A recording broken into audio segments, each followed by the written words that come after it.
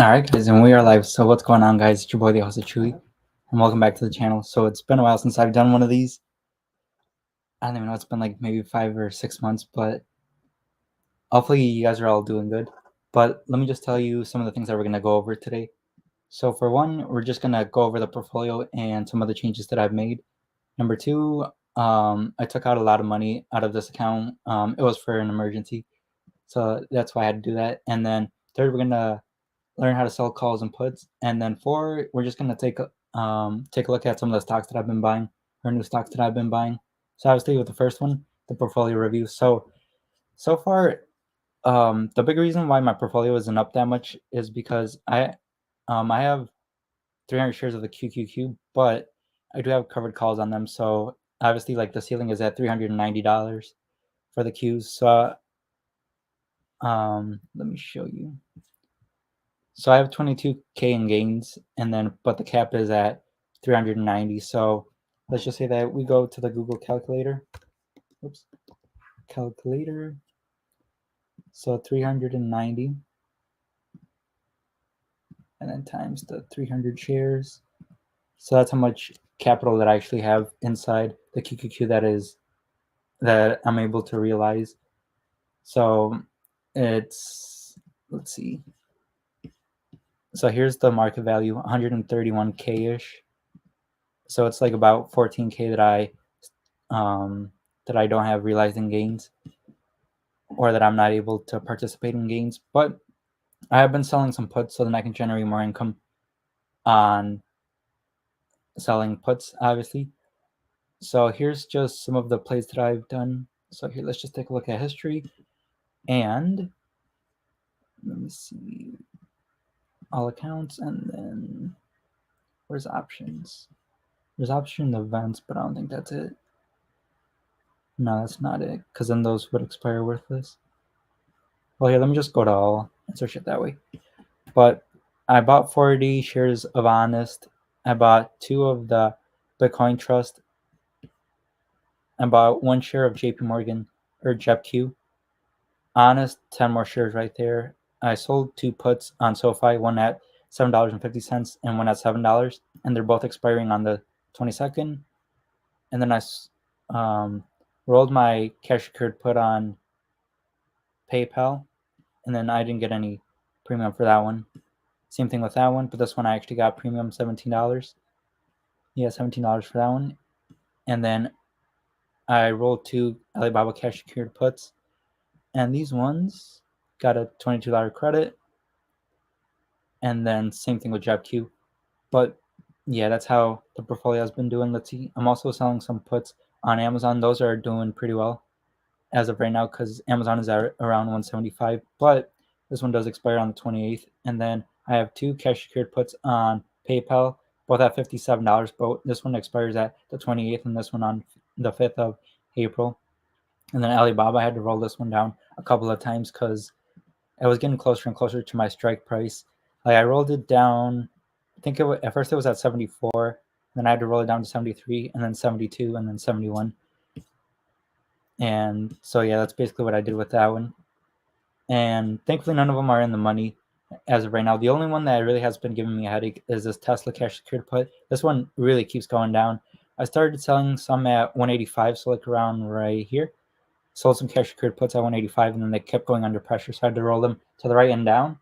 And so that's what I've been doing. And so far, it's a little bit under my strike price of 175. So hopefully Tesla will rebound back up, so then that way I don't take on these shares. Otherwise, I might have to keep rolling to the right and down, so then that way I don't have to take away these shares. And then this one right here, I'm just going to keep rolling to the right and up. So obviously, hide.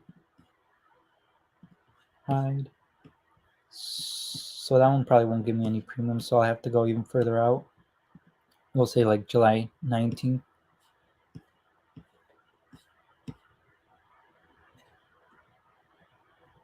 So this one I would have to roll for a net debit. So I wouldn't want to do that, so I'd have to roll it out even further. So let me see what I could do. Nope. $390? No. So it'd be this one right here, $395. And this time I'll get a net credit, but this time it'll be 195 days instead of, I don't even know how many days that would be.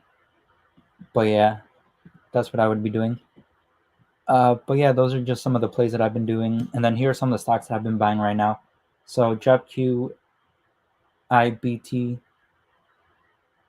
IBIT. That one I've been buying at least 2 shares of it per week, so then that way I can, because this one correlates to Bitcoin. So I want to make sure I have as much exposure to Bitcoin as possible. And then I really wish I could sell calls and puts on that one, but I can't. And then Honest is the new stock that I've been buying as well. Well, what's up, Frankie? A long time since you've been on. Yeah, dude, it's been a while. I've just had a lot of stuff. You still sell on Amazon? No, I don't, dude. And then next, let me just talk to you guys about why I took money out. So recently, my brother got into a car accident, so I had to take out like around 20K from this portfolio. So that really hit the portfolio because I was doing pretty good, and I was getting a dividend income, and I was selling calls on different companies, and I really, since I have to keep the QQQ stock, I have to make sure that I have to make sure that I keep the 300 shares. So this money I couldn't take out, but the rest of the money I did take out. Um, and you know what? Fortunately, my brother is safe, so I'm happy about that. So yeah, and then let's see, there was 7K that we had to pay in taxes, and yeah.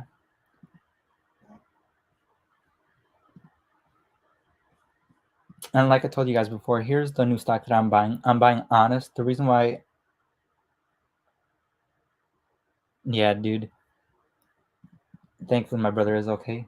But we moved on now. And then what really sucks, dude, is the other person, like, they did a hit and run. So they, like, hit my brother's car and then they just kept going. So we didn't get none of their insurance info. But like I said, it's okay because we have the money to buy a new car. And we already bought him a new car. It was basically like almost a week after we bought him a new car. But yeah, let's see. And then these are the 3 holdings that I really want to keep getting bigger and bigger. The one that I really want is Q. That one I really want to keep growing as much as possible. Let's see. When are you doing another class on selling calls and puts and credit spreads? I can do one right now if you want me to, Frankie. The only one that I won't do is credit spreads, just because credit spreads are a lot more risky, to be honest. Like I used to do credit spreads, but like you have to, like, let's say that you get 5 of them right, 5 of your credit spreads right. Just one of them like going bad will wipe out all of those gains. So personally, I don't like doing credit spreads anymore. I like selling calls and puts and collecting premium. Um, but let me just show you how to sell calls and puts. So obviously, the first thing is you have to make sure that you really like the stock.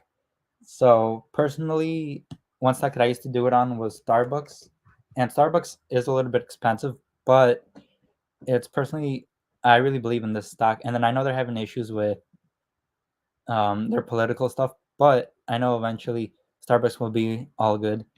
But they have been getting hit because obviously because of that, and they're down 11%, and they're barely even up within the past 5 years. But here's a company that I really like. So all you have to do is come over here to trade options, and you come over here. So if you want to sell a put, what you have to do is you come over here, you sell put, and then let's say you want to choose the strike price. So you get $27 in premium, and this is times 100. So like I said, it's $27. So it's 0.27 times 100, and that would come out to $27. But since that's times 100, you have to do it times 100 over here too. So instead of $89, it's actually $8,900. So in order for you to like sell puts, you have to have that much money inside your brokerage account. Otherwise, you can't sell puts. And then that's why you really have to like the company that you're selling puts on or selling calls on, because if it goes against you, then it's you're gonna be wanting to hold a company that you really like. And then selling puts, like I said, that's what you have to do. You collect $27 in premium, and then you have to have $8,900 in collateral. And then your contract is in March 15 of 2024, and that would be in 6 days. And as long as this share price stays above $89 and up, you'll get to keep your premium and the $8,900. But if it goes below this, then let's say it goes to 87, so then you'll still get to keep the premium, but now your shares will be at $87. That's if the stock went down to $87. And then if you want to sell a call this time, you have to have the 100 shares of that company. So let's say you bought 100 shares of Starbucks right now, it would cost you 9,000, let's see, $9,085 for you to buy 100 shares of that company. So then if you would want to sell a call, like I said, you have to have the 100 shares, and then you would have to choose a strike price. Usually I like to pick it above where your cost basis is. So like let's say you did a $92 one, you would get $63 in credit because you have to times this by 100, like I said before. And then if it went above 92, then those shares would be called away from you. But the great thing is that you can actually roll your shares. What's the minimum you need? I would say the minimum, I would say around $9,000 to $10,000, to be honest. So you need a lot more capital than like doing credit spreads. But this is a safer way to generate money.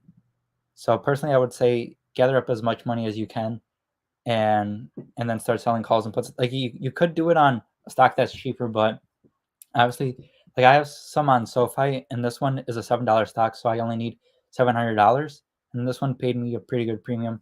So they paid me $24 right here, and I know it says negative, but I don't know why it does that. But $24 they paid me in premium, and then as long as the stock stays above $7, I'll be able to collect the premium and keep my $700. But if it obviously if it went below $7, then I would have to those 100 shares would be put on me at $7. So like let's say the stock was at $6, my cost base would be at 7, and the shares would be at $6. But then the great thing about that is now you can start selling calls on those, and you can sell calls at $7 if that makes sense for you.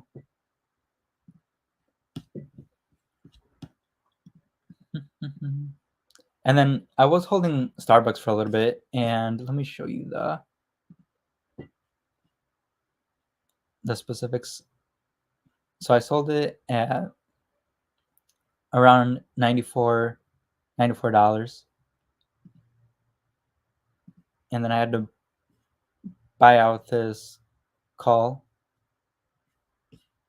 So I got out at a pretty good price, to be honest, because now I think they were like around $90. So thankfully I got out of it. And let's see what else. Oh shoot. Have you guys been buying Bitcoin at all? Or any of the ETFs that they're having? Like for me, I've been thinking about either IBIT or BITO. Personally, I want this one a little bit more just because it actually gives you a dividend yield. And you can actually sell calls and puts on it. So you come over here to trade and then sell calls. But this one is a lot more risky just because it is crypto futures. And then this one, they're actually holding the shares for you. Where is it? They're actually holding Bitcoin for you. Thank you. Yeah, you're welcome, Frankie. If you guys have any more questions, you guys can always message me on Instagram. That's honestly probably the best way to reach out to me. It's at Thejosechuy as well. So if you guys ever have any questions or anything, you guys can always message me on there. But yeah, guys, any more questions, comments, or anything before I go?